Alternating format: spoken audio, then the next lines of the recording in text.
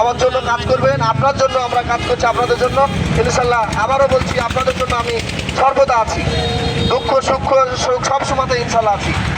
Jail জুলুম যখন আপনারা যেরকম বিপদে পড়েছেন, ইনশাল্লাহ আমি সহযোগিতা করেছি যতটুকু পেরেছি, আরো ইনশাল্লাহ করবো।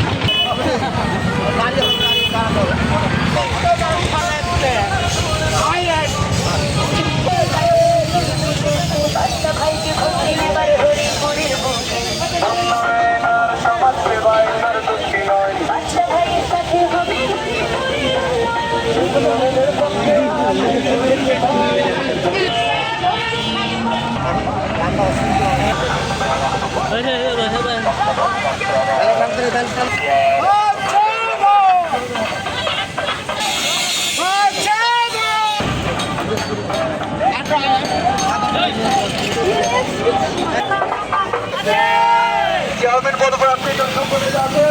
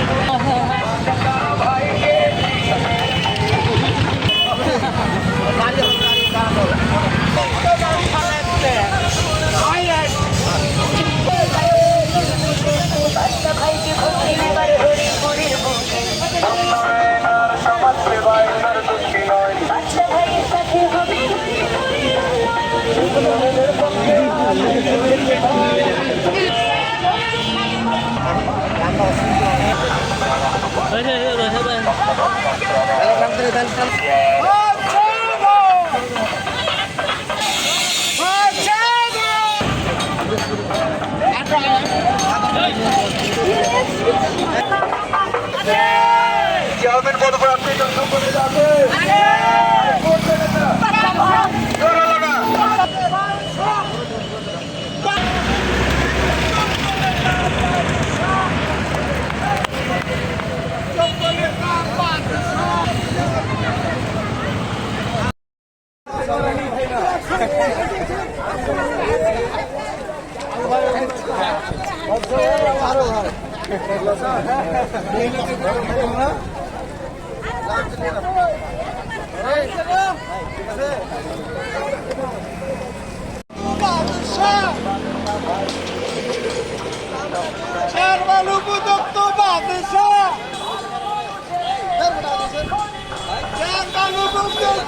জেল জুলুম যখন আপনারা যেরকম বিপদে পড়েছেন, ইনশাল্লাহ আমি সহযোগিতা করেছি যতটুকু পেরেছি, আরো ইনশাল্লাহ করবো।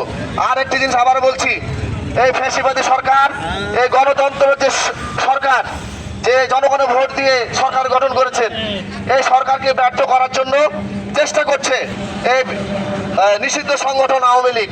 তার সঙ্গে দেখছেন গুপ্ত সংগঠন, আপনারা দেখেছেন তাদের কোনো ভূমিকা ছিল না এই আন্দোলনের। 17 বছর তারা কোথায় কি ছিল জানি না। এই 5 তারিখের পরে এসে বলছে আমি অমুক জায়গার আমির, অমুক জায়গার বহুত নেতা। এখন এই আওয়ামী লীগের স্বৈরাচারীর লোককে নিয়ে বলছে যে উনি জামা ওই করেন। আমি নাম বলতে যাচ্ছি না কোনো দলের। তো এদের থেকে সাবধান থাকবেন। এদের ভিতরে ঢুকে দেশকে অস্থিতিশীল করার মানে স্বপ্ন দেখছে তারা, এবং তারা দেখছেন যে এই একজন ফাঁসির আসামি স্বৈরাচারী সরকার প্রধান, উনি হুমকি দিচ্ছেন যে যে কোনো সময় বাংলাদেশে আসবেন। আমরা তো চাই যে উনি বাংলাদেশে আসুক, আমাদের তারেক রহমানকে বলেছিলেন যদি সৎ সংস্থাকে আইনিভাবে এসে প্রক্রিয়া আপনারা মোকাবেলা করুন। আপনাকে বলছি, আপনি বাংলাদেশে এসে যদি আপনি অপরাধী না হন, তাহলে আপনি কোর্টে আইনের প্রতি শ্রদ্ধাশীল রেখে আপনি সারেন্ডার করেন, দিয়ে আপনি আইনি মোকাবেলা করেন। কিন্তু পালিয়ে থেকে দেশকে অস্থিতিশীল করার স্বপ্ন আপনি দেখেন না। বাংলাদেশের মানুষ এখন অনেক সচেতন, সেটা আপনি প্রমাণ পেয়েছেন যে আপনি 5টা মিনিট সময় আপনাকে দেওয়া হয়নি, আপনাকে যান ভিক্ষা নিয়েছেন আপনি কাছ থেকে, সেনাবাহিনীর কাছ থেকে। তাই আপনাকে বলছি, জনগণের কাছে আপনি, বাংলাদেশের মানুষের কাছে আপনি ক্ষমা চেয়ে আপনি প্রাণ ভিক্ষা চান এবং আইনিভাবে আপনি এগিয়ে যান। কিন্তু দেশকে এভাবে আর নষ্ট করার চেষ্টা করবেন না, দেশের মানুষকে আর বিপদগ্রস্ত করবেন না।